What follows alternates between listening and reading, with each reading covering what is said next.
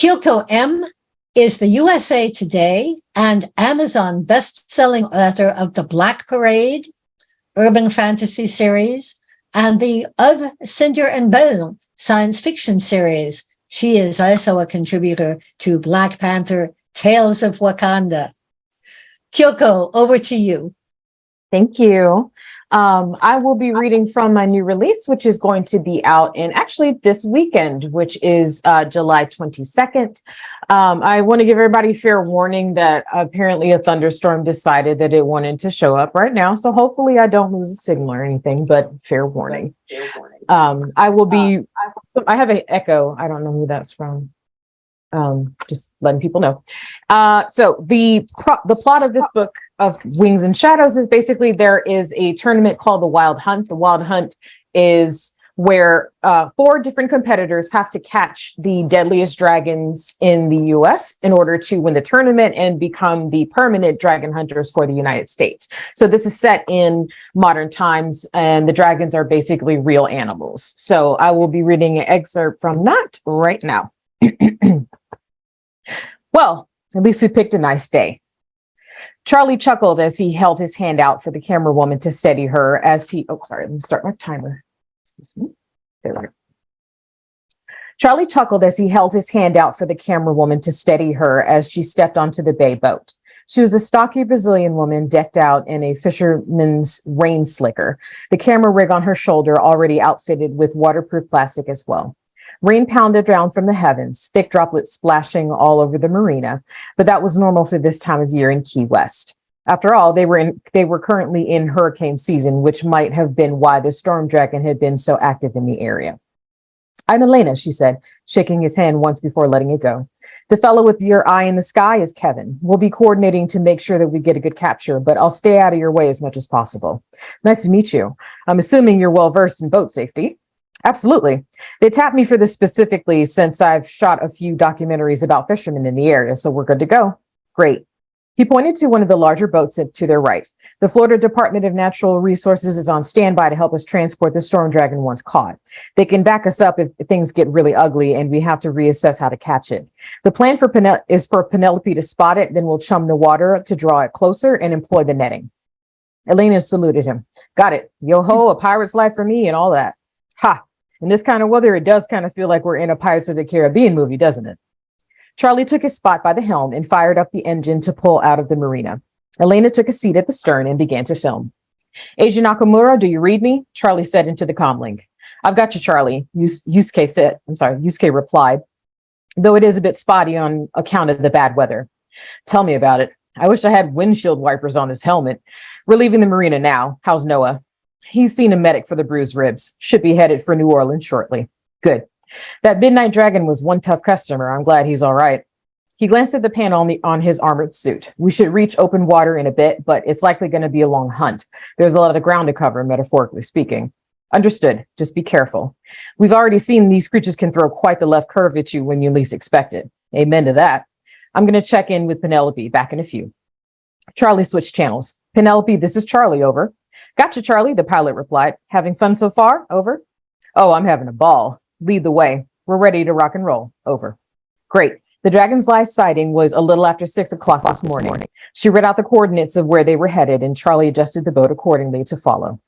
Once they left the marina, he went to full throttle. The DNR boat followed at a safe distance. Most of the path had been cleared by the Coast Guard. Key West saw less visitors during this part of the year, so unlike Libby's hunt of the aquatic dart-backed worm, civilian interference was far less likely. Charlie, I've got a visual. Can you confirm? Over. She read the updated coordinates to him, and he adjusted his course, then slowed the boat. He then adjusted the HUD scope to zoom in as he spotted the shifting waves. The storm dragon had been circling a school of fish, borrowing some technique from the local sharks. It would stalk them at a different distance, then close in and attack from below, pushing the fish up to the surface where they would be easier to catch. Its dark blue scales blended in with the deeper seawater and made it harder to detect. It also shared traits with seabirds, being covered in plumage that allowed for buoyancy and protection against the salty waters and harsh winds during hurricane season. It had a long, narrow body that was 15 feet from snout to tail and webbed feet with sharp talons on each, its wings doubling as fins when it was fully submerged. Charlie whistled. There she blows.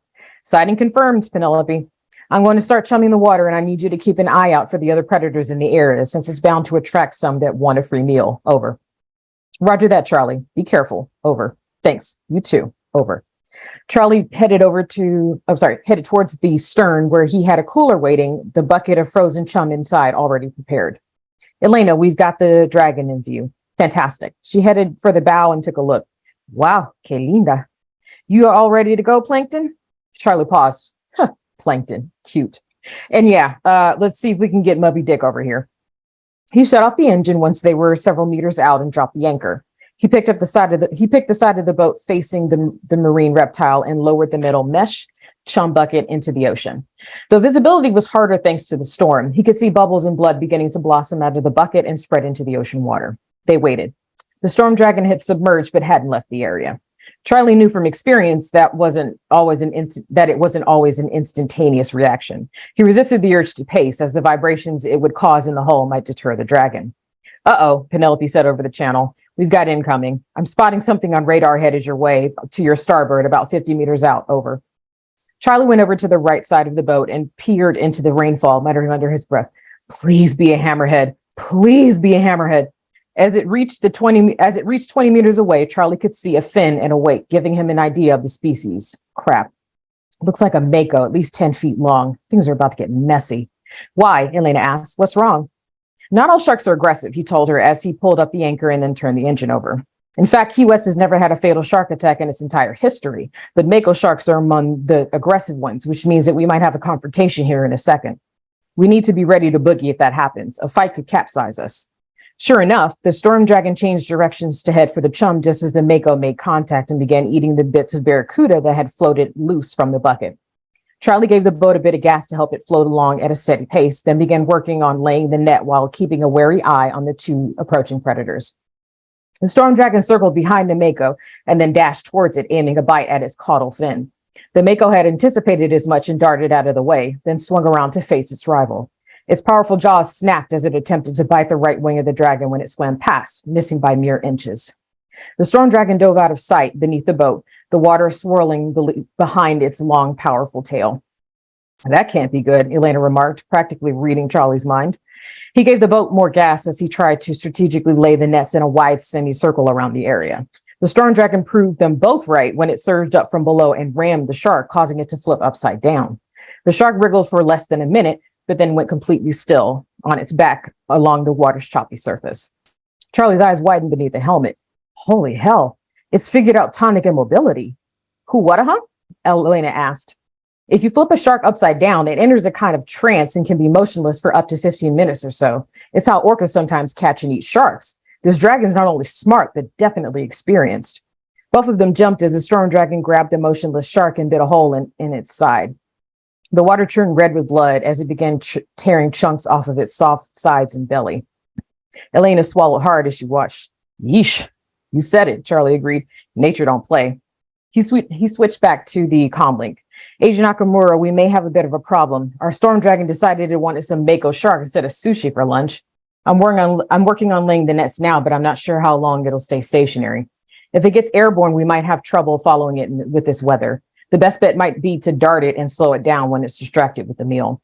Charlie winced. That was risky, but he knew he was running low on time. The tournament timer had already clocked him past the hour mark, so he had to finish his hunt now or it would hurt the team's average. Copy that.